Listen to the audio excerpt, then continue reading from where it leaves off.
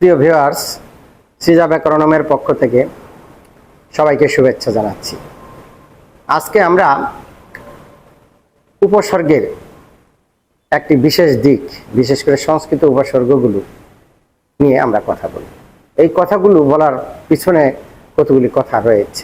বলা হয়ে থাকে উপসর্গের অর্থ বাচকতা নেই, কিন্তু দ্যোতকতা আছে। বাচকতা, বাচক থেকে বাচকতা, আর দ্যোতক থেকে দ্যোতকতা। এখন জিনিসটা যদি পরিষ্কার না হয় তাহলে আমরা এরকম একটা বিভ্রান্তি দেখা যায়। বাচকতা মানে কি? বস ধাতু থেকে হয়েছে, অর্থাৎ যা নিজস্ব অর্থ বহন করে সেটাই বাচকতা, বচন সেটাই বাচক। আর দ্যোতক হচ্ছে নতুন নতুন অর্থবোধক শব্দ তৈরি করার একটা ক্ষমতা রাখে। কবিগুরু রবীন্দ্রনাথ ঠাকুর এদেরকে মাছের পাখনার সাথে তুলনা করেছিলেন। পাখনা কি করে? পাখনা জিনিসটা খুব পাতলা একটা ছোট্ট জিনিস, এটা হয়তো মাছের তুলনায় গুরুত্ব কম মনে হতে পারে, কিন্তু পাখনাটা কেটে দিলে মাছ আর চলতে পারে না। এই পাখনার সাহায্যে মাছ উপরে নিচে ডানে বায়ে যেদিকে ইচ্ছা সেদিকে চলতে পারে। এই যে ক্ষমতাটা, এই ক্ষমতাটার নাম বলা হচ্ছে দ্যোতকতা। তাহলে আমরা এই উপসর্গের বাচকতা নেই কেন? নেই এই জন্যেই যে আমরা যদি বলি প্র কিংবা পর, পরা, এই ধরনের শব্দগুলো যদি শব্দের টুকরা টুকরা যেগুলি শব্দের পূর্বে বসে, এটা ইংরেজিতে বলে প্রিফিক্স, মানে পূর্বে বসে কোনো শব্দ বা ধাতুর পূর্বে বসে, এই টুকরোগুলো এমনি কোনো প্রয়ের কোনো অর্থ খুঁজে পাওয়া যাচ্ছে না। এটা অনেকটা অক্সিজেনের মতো, নিজে জ্বলে না কিন্তু আবার কিন্তু জ্বালাইতে সাহায্য করবে। তাহলে এই পরা আবার যদি কোনো ধাতু বা শব্দের সাথে যুক্ত হয়ে সে কিভাবে নতুন নতুন শব্দ তৈরি করে সেটাই আমরা দেখব। এটা দেখতে গেলে আমরা প্রথমে একটা কারিকার দিকে যাব। যে যেমন আমরা প্রথমেই দেখবো, যেমন হাড় বলে একটা ধাতু আছে, ধাতুর পূর্বে বসলে সেটি উপসর্গ, আর পরে বসলে সেটি হলো প্রত্যয়, একটা প্রিফিক্স একটা সাফিক্স। এখন হাড় নামক একটি ধাতু, তো হাড় ধাতুই। এই ধাতুটি কি অর্থ বহন করে আমরা দেখব। তার আগে আমরা দেখব যে হাড় তো হাড়ি, সেটা গলার হাড়ও হতে পারে, কিন্তু এটার আগে যদি আমি বি লাগাই দেই, বি যুক্ত করি, বি যুগ, অর্থাৎ বি যুগ হাড়, তখন আর সে হার থাকতে পারলো না।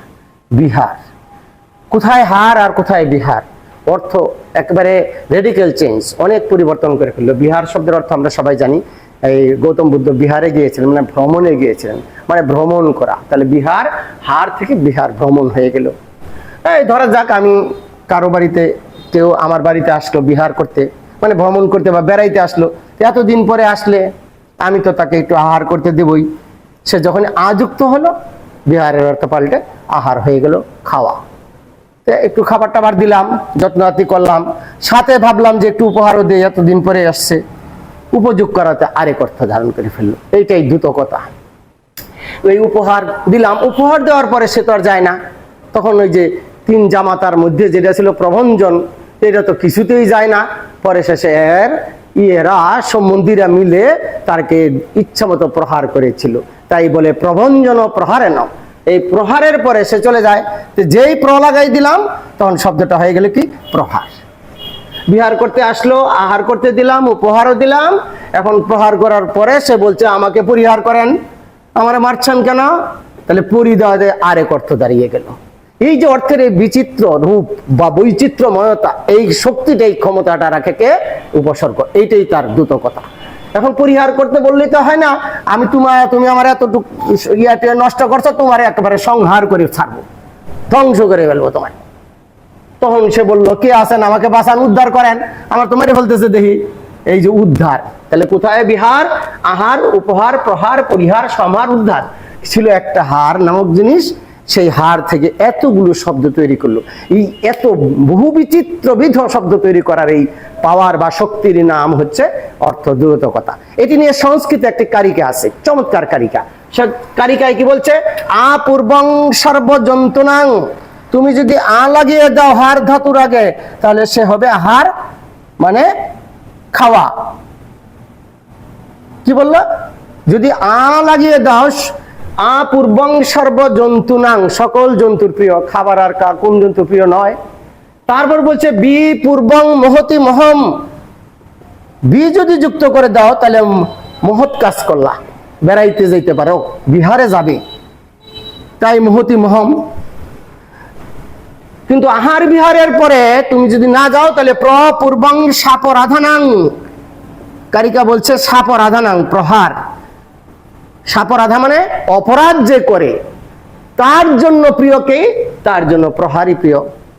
তারপরে যখন শিষ্যরা তাকে গুরুকে বললো এই কারিকার অর্থে যে আচ্ছা এগুলো যুক্ত করলাম বটে, যদি কোনো কিছুই যুক্ত না করি হারই থাকে, যদি হারই থাকে তাহলে কি হবে, এই হার হয়ে যাবে মেয়ে লোকের গলার হার। বলছে কেবলং যুবতী প্রিয়, কিছুই যুক্ত না হলে এই যুবতী মেয়ের প্রিয় হয়ে যাবে, গলার হার হয়ে যাবে। কি সুন্দর কারিকার মধ্যে দিয়ে আমরা এটি দেখতে পেলাম। কি দেখলাম, যে সংস্কৃত কারিকার মধ্যে আহার বিহার প্রহারের জন্য সুন্দর ব্যাখ্যা আছে। হারের কোনো যুক্ত না হলে সেটা বলি হার থাকে, গলার হার থাকে, সেটা আছে। আবার এইখানেও আমরা একটা বলয়ের মধ্যে দেখলাম আহার বিহার উপহার প্রহার কি করে নতুন নতুন অর্থবোধক শব্দ তৈরি করে দিচ্ছে। একাধিক উপসর্গ যুক্ত করলে তো কোনো কথাই নাই। একাধিক উপসর্গ যুগে অসংখ্য শব্দ এরকম অর্থ দ্রুতকতা তৈরি করতে হয়। যেমন সমবিহার, সম যুগ অভি, সমভি, পরে যদি বি আবার বি, সমভি যুগ হার, সমবিহার, অর্থাৎ সাথে করে সঙ্গে করে বেড়াইতে গেল সমভিবেহার। তখন কি হয়ে গেল, এই তিনটা উপসর্গ হারের সাথে যুক্ত করে একটি নতুন শব্দ তৈরি হতে পারে।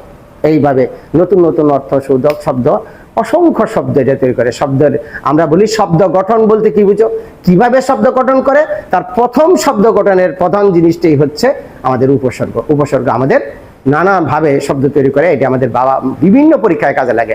একদম ক্লাস 3 থেকে 4, 5 থেকে শুরু করে BCS এ এমন কোনো জায়গা নেই যে আমাদের উপসর্গগুলো কাজে লাগছে না। কিন্তু যদি আমি উপসর্গের ইন্টারমিডিয়েটের তো একটা প্রশ্নই আসে, উপসর্গের অর্থ বাচকতা নেই, দ্রুতকতা আছে, প্রমাণ করো।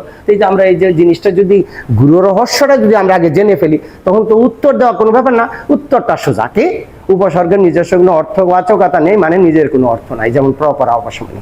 কিন্তু নতুন নতুন কোন শব্দ সে তৈরি করতে পারে কোন ধাতু বা শব্দের পুরে যুক্ত হলে, যেমন প্রহার বিহার উপহার। এ থেকেই প্রমাণিত হয় যে উপসর্গের অর্থবাচকতা না থাকতে পারে কিন্তু এর দ্রুতকতা আছে। যদি অর্থবাচকতা না থাকতো এটা আমরা ছুঁড়ে ফেলে দিতাম চিহ্ন চটিকার মতো। এটা রাখবো কেন, যার প্রয়োজন নাই সমাজ সেটা টিকিয়ে রাখে না। সমাজে এটা টিকিয়ে রাখার মতো কিছু গুণ ছিল বলেই, গুণটাই হলো দ্রুতকতা। এই দ্রুত গুণটা ছিল বলে আমরা সমাজ উপসর্গকে আমরা টিকিয়ে রেখেছি। শব্দ গঠনের একটি প্রধান উপায় হিসাবে উপসর্গকে আমরা এটা অন্তর্ভুক্ত করে আমাদের ন্যারেটিভ গ্রামার, বর্ণনামূলক ব্যাকরণে আমরা পড়িয়ে থাকি এবং শিক্ষার্থীরা সেখান থেকে এই বিদ্যাটা লাভ করে। আজকে থেকে এই বিদ্যাটা যেন যথার্থ বিদ্যা হয়, জ্ঞানের হয়, জ্ঞান অর্জনের জন্য সহায়ক হয়। এবং আমরা যখনই কোনো তৎসম শব্দ দেখবো, বহু বড় বড় শব্দগুলি দেখবো, তখন দেখবো যে উপসর্গ, সমাজ বা প্রত্যয় নতুন নতুন শব্দ তৈরি করতেছে নানানভাবে। কোনো একটা শব্দ, মৌলিক শব্দ একা এত বাহাদুরি করতে পারে না, তার ডানে ভাবে এই জিনিসগুলো যুক্ত হতে লাগে। উপসর্গ হচ্ছে সেরকম একটি জিনিস যা যুক্ত করে নতুন নতুন অর্থবোধক শব্দ তৈরি করে আমাদেরকে অসংখ্য শব্দ উপহার দিয়েছে। তাই আমরা শব্দ বলে বলি। ধন্যবাদ।